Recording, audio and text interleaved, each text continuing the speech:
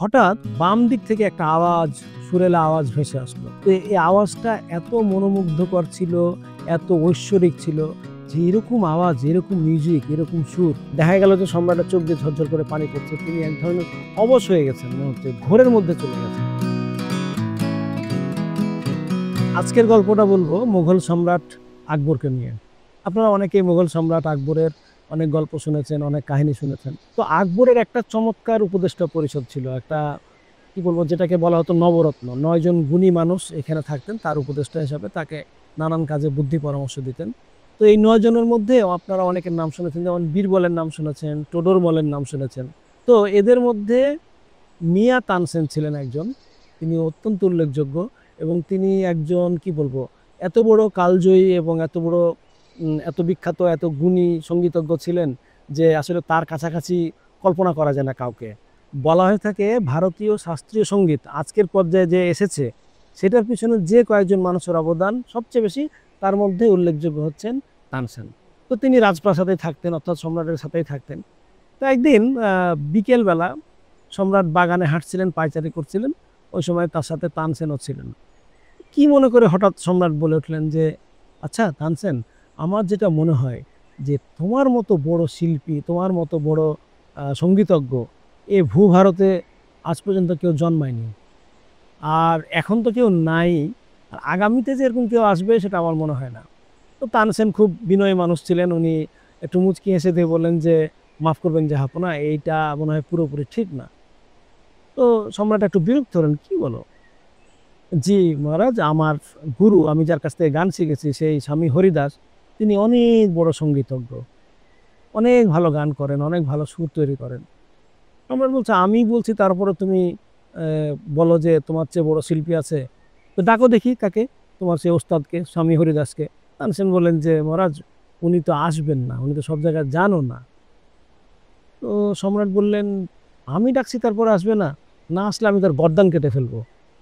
তানসেন এবার বললেন যে, সম্রাট, উনি আসলে কাউকে ভয় পায় না, একমাত্র সৃষ্টিকর্তাকে সে ভয় পায়। তো যাই হোক, সম্রাট কোনো মতে বুঝলেন বিষয়টা এবং ঠিক করলেন যে আমরা কোনো একদিন সন্ধ্যার পরে রওনা দিব সেই স্বামী হরিদাসকে দেখার জন্য। তো যাই হোক, সব হাতি ঘোড়া, লোকজন, সৈন্য সামন্ত নিয়ে সম্রাট আকবর যেভাবে যায় বা যাওয়ার কথা সেভাবে তারা রওনা দিবেন।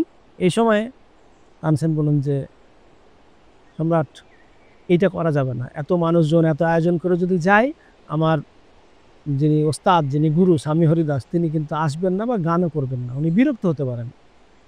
সম্রাটও আরো বিরক্ত হলেন। তিনি বললেন যে, আচ্ছা ঠিক আছে। তারপর তারা ২ জন রওনা দিলেন। জঙ্গলের মধ্যে দিয়ে যেতে, যেতে একটা জায়গায় গিয়ে তারা দাঁড়ালেন এবং অপেক্ষা করছেন।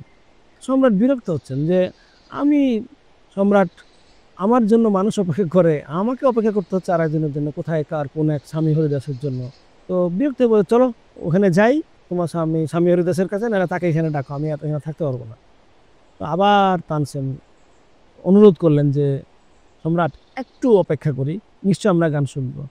যাক, অপেক্ষা করতে করতে করতে একটা পর্যায়ে সকাল হয়নি, তখন অন্ধকার অন্ধকার আছে, কিন্তু সকাল হওয়ার মতো অবস্থা।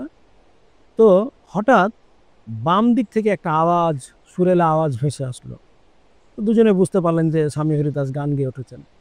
তো এই আওয়াজটা এত মনোমুগ্ধকর ছিল, এত ঐশ্বরিক ছিল যে সম্রাট পুরা হতবিহ্বল হয়ে পড়েন যে এরকম আওয়াজ, এরকম মিউজিক, এরকম সুর। তারপর তিনি দেখা গেল যে সম্রাটের চোখ দিয়ে ঝরঝর করে পানি পড়ছে। তিনি এক ধরনের অবশ হয়ে গেছেন, মনে হচ্ছে ঘোরের মধ্যে চলে গেছেন।